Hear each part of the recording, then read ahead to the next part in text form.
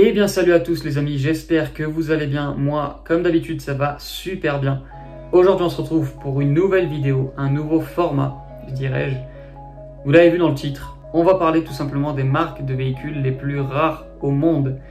Quand je veux dire rares, je veux dire des marques de véhicules qui ont soit disparu du marché automobile, qui ne font plus rien, ou alors des marques de véhicules qui produisent très peu d'exemplaires. C'est pas des voitures que vous allez voir tous les jours, autrement dit. Mais voilà, j'espère que cette série va vous plaire, parce que j'aimerais vraiment en faire d'autres épisodes. Il y a beaucoup de marques dans ce style-là, qui sont méconnues ou qui sont connues mais qui sont plus en activité. J'aimerais vraiment vous en parler et faire d'autres épisodes là-dessus. Si cette vidéo vous plaît, si ce format vous plaît du moins, n'hésitez pas à me le faire savoir en le marquant dans les commentaires tout simplement ou en likant cette vidéo. Et puis commençons de suite, perdons pas de temps, avec la première marque que je cite. Saturn est une marque fondée en 1985 aux USA, une marque américaine, qui a malheureusement connu sa disparition en 2010 à cause d'un échec de vente, tout simplement. C'est-à-dire que la marque n'a pas pu être rachetée par un autre groupe automobile. Du coup, ça a mené à sa perte. Malheureusement, elle faisait partie d'une très grande division, d'un très grand groupe automobile qui est General Motors. Je pense que vous connaissez, hein, si vous êtes passionné d'automobile comme moi. General Motors, c'est vraiment le groupe américain. Genre, tu peux pas faire plus gros que lui. Même c'est le groupe, je crois, l'un des plus gros groupes dans le monde hein, d'automobile. Et du coup, cette marque-là, dans ses débuts, du coup, les premières générations de voitures qui sont sorties avec cette marque-là ont été la SL et la SW. Voilà, je vous mets quelques petites photos à l'écran pour que vous puissiez voir à quoi ça ressemble. Et du coup, dans la gamme SL, il y a eu la SL1, petite compacte, qui disposait d'un 4 cylindres, 1,9 litre, développant 85 chevaux. Et il y a eu également une deuxième version de la SL, la SL2. Donc c'est la version un peu plus puissante avec... C'est la même voiture, c'est exactement le même principe, sauf qu'elle a 124 chevaux au lieu d'en avoir 85. C'est la version sportive en gros de cette voiture-là. Pendant leurs dernières années de vie, si je peux dire ça comme ça, avant qu'ils disparaissent, la marque prenait des véhicules d'une autre marque, de la marque Opel, pour produire leur voiture. En gros, si vous voulez, la marque Saturn, au bout d'un certain moment, c'était plus une marque genre vraiment à part. C'était vraiment Opel aux USA. Et je vous mets quelques exemples, hein. On peut y retrouver notamment la Saturn Sky, qui était produite de 2007 à 2010, et qui ressemble, c'est vraiment la même chose que la Opel GT Roadster. Ou encore la Saturn Vue, qui ressemble comme de gouttes d'eau à l'Opel Antara, un SUV de chez Opel. Passons désormais à la deuxième marque de cette vidéo, qui est Oldsmobile. Vous aurez pu le voir juste avant, je vous ai mis une petite image du logo.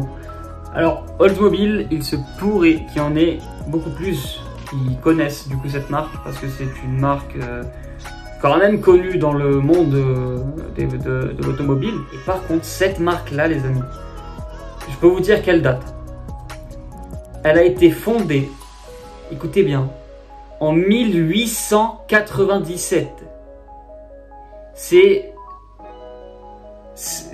Comment je pourrais décrire ça? C'est l'Australopithèque de la voiture, si tu préfères. C'est le dinosaure de la voiture même, pour dire.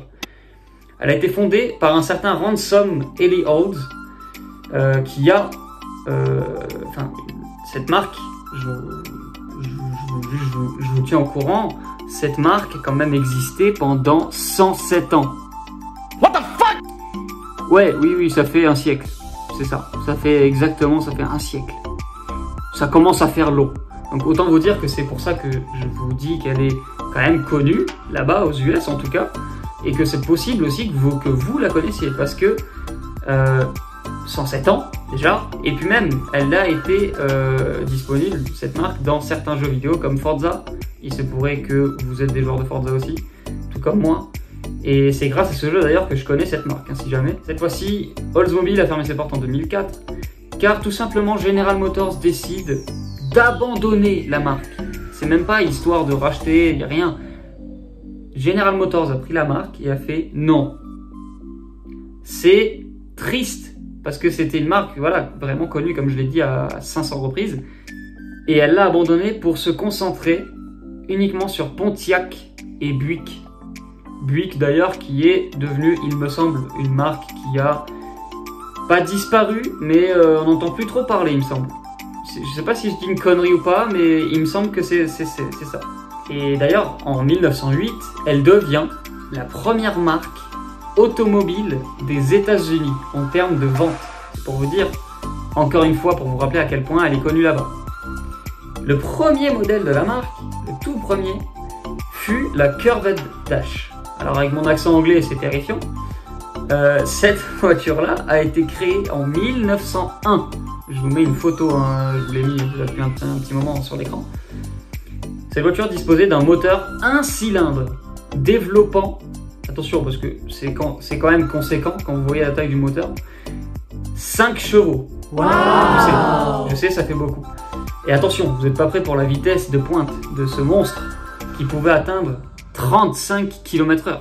Ah ben en 1901, je peux vous dire que ça bombardait les gars. Je peux vous dire que c'était une fusée pour l'époque, hein. Littéralement, c'était une fusée. Passons maintenant à la troisième marque de cette vidéo. Il y en aura 5 au total. Passons maintenant à la troisième marque. Du coup, mes chers amis, pour la troisième marque de cette vidéo, vous aurez vu encore une fois l'image. Il s'agit de la marque Reliant, une marque qui nous vient tout droit d'Angleterre cette fois-ci, et non pas des États-Unis. On change un petit peu de pays. Une marque qui a été fondée en 1935 par T.L. Williams, et cette marque aura duré pendant 60 ans, ce qui est quand même énorme pour ce qu'il produisait comme voiture. Vous allez voir, c'est une marque un peu spéciale, tout simplement parce que cette marque se spécialisait dans la production de petites voitures 3 roues. 3 roues. Alors, c'était des petits jouets assez risqués à conduire, on va pas se mitonner. Et ils en ont produit quand même, au total, avec tous les modèles qu'il y a eu, ils en ont produit au total entre 1 et 2 millions de modèles. C'est énorme, ils ont vendu entre 1 et 2 millions de modèles. Au total, dans 9 pays. C'est quand même pas rien pour la petite marque que c'est. Et tu vois par contre, ce que j'aime bien avec cette marque, je vous le dis avant de passer à pourquoi cette marque est connue. Enfin, est connue, oui et non, mais vous allez comprendre. Cette marque, je l'aime bien parce que, certes, elle a fermé ses portes en 2002, donc ça date encore un peu plus que Oldsmobile. Elle a arrêté de produire tout simplement des véhicules, mais par contre, elle est toujours en activité, mais pour produire des pièces de rechange, en gros, pour leurs véhicules. Et ça, je trouve ça beau. À quelque part, la marque n'est pas complètement morte. Tu vois, elle est toujours là, sauf qu'elle produit plus de voitures.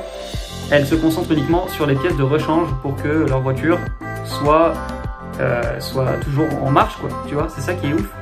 Et du coup, cette marque, elle est connue un petit peu parce qu'on a pu l'apercevoir déjà dans un épisode de Top Gear Angleterre à l'ancienne avec Jeremy Clarkson. There we go. Reliant Robin.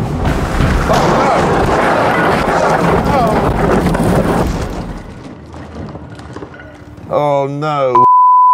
Et elle a été disponible aussi, cette voiture, dans Forza encore une fois. Et je me souviens que c'était quand même assez fun à conduire. Et puis voilà quoi. Et la plus connue d'entre elles, parmi tous les modèles qu'ils ont pu faire, c'est la Reliant Supervan 3. Je vous mets une photo à l'écran. Si vous jouez à Forza ou même que vous avez vu le fameux épisode de Top Gear, ben vous allez de suite la reconnaître. Voilà, c'est une voiture 3 roues. Une voiture un peu suicidaire, tu prends un virage un peu trop vite, t'es vite sur le toit. Mais bon, en vrai, ça devait être fun à conduire quand même. Et elle n'est pas complètement finie la marque, comme je vous l'ai dit juste avant. Donc c'est cool. Quatrième marque les amis, on est déjà à la quatrième marque. Et là, on commence à rentrer dans une marque quand même qui est vachement lourde. C'est tout simplement une marque espagnole qui est toujours en activité. Hein. Pour le coup, elle n'a pas disparu ni rien. C'est juste qu'elle fait partie des marques qui produisent très peu de modèles. Tout simplement parce qu'il y a un modèle avec 2 générations différentes. Je vous parle bien entendu de la marque GTA Motors. Vous la connaissez certainement aussi. Elle a fait son apparition également dans Forza, comme à peu près toutes les marques de cette vidéo. Mais aussi dans le film Need for Speed, qui est aussi une masterclass, je trouve. Après, voilà, les avis sont partagés, je pense. Mais voilà, pour moi, en tout cas, masterclass. Et c'est une marque qui produit des hypercars. Et tout simplement, la GTA Spano. Un monstre, tout simplement. Un monstre avec un V10 de Viper suralimenté qui existe uniquement en 99 exemplaires. Ce qui en fait une voiture hyper rare. Et du coup, ce fameux V10 qui est suralimenté développe 912 chevaux pour les premières générations. Hein. Attention, 912 chevaux, 1000 Nm de couple. Elle abat le 0 à 100 en 2 secondes 9 et peut atteindre une vitesse de pointe de 350 km/h. Ça, c'est les stats pour la première génération. Pour ce qui est de la seconde génération, la dernière produite, ils ont fait une légère amélioration, pas de beaucoup, mais c'est quand même présent parce qu'elle fait 938 chevaux au lieu de faire 912, donc c'est un petit peu plus de chevaux. Par contre, elle a gagné 20 km/h de plus en vitesse de pointe. Elle peut atteindre 370 km/h. Combien? Ce qui est quand même énorme pour une voiture de marque espagnole qui est spawn de je ne sais où.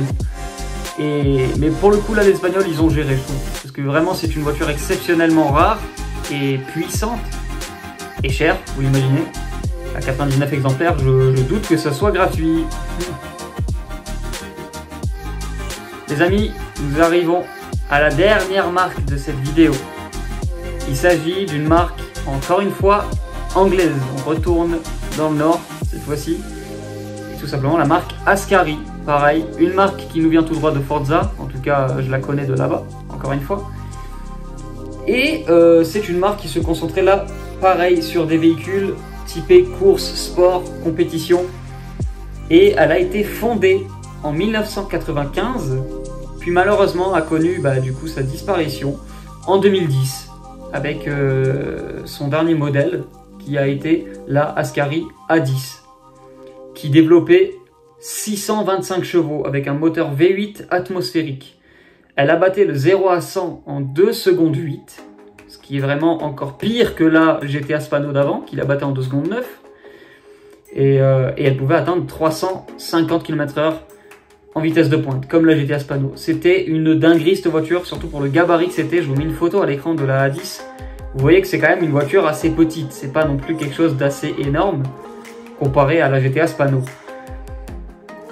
Parlons du premier prototype de chez Ascari, la toute première voiture qui a été créée par cette marque.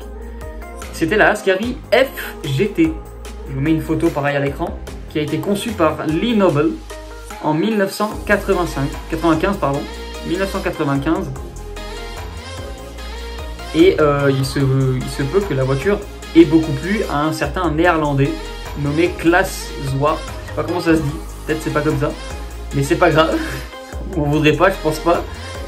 Mais en gros, cette personne-là a voulu engager en compétition cette marque. Et devinez quoi? La marque remportera sa première victoire au circuit de Silverstone. Ça, c'est beau. Pour le coup, une marque anglaise qui gagne sur un circuit anglais, c'est que dire, que trouver de mieux, tu vois? C'est parfait. C'est parfait pour la marque, c'était parfait. Mais voilà, pour ce qui est de cette petite marque Ascari, c'est une marque de fou aussi, anglaise, qui malheureusement a connu sa fin. J'aurais aimé qu'elle soit encore là, tu vois, parce que je suis avec les dingueries qui nous ont sorti, notamment la dernière, la A10 que je vous ai parlé juste avant. Ils auraient pu nous faire une hypercar, je pense, mais de folie. Voilà les amis, c'est déjà la fin de ce top 5 des voitures les plus rares du monde. J'espère vraiment que cette petite vidéo vous a plu. C'est vrai que c'est différent de ce que je vous propose d'habitude. C'est pas du tout un essai, c'est vraiment genre je suis posé dans ma piole, tu vois. Et je vous en apprends un peu plus sur ces marques que vous ne connaissez potentiellement pas. Et je trouve ça d'ailleurs très cool d'en apprendre davantage sur ces petites marques là qui ont disparu très vite ou qui produisent très peu de modèles. Je trouve ça très cool d'en apprendre plus sur eux. Et j'espère que, voilà, comme je l'ai dit, j'espère que cette vidéo vous a plu. Si c'est le cas, faites-moi le savoir dans les commentaires si vous voulez une partie 2, parce que vraiment j'ai d'autres marques en tête. Et franchement, je kiffe le concept. C'est tranquille, comme je vous l'ai dit, je suis tout seul, tu vois, je suis en détente, il n'y a pas de voiture, voilà, c'est une vidéo sans prise de tête, c'est sûr. Mais j'aime bien, franchement j'aime bien et j'espère en faire d'autres. Sur ce les gars, merci d'avoir suivi cette vidéo. Et puis on se dit à la prochaine pour une nouvelle vidéo. Merci d'avoir suivi, ciao.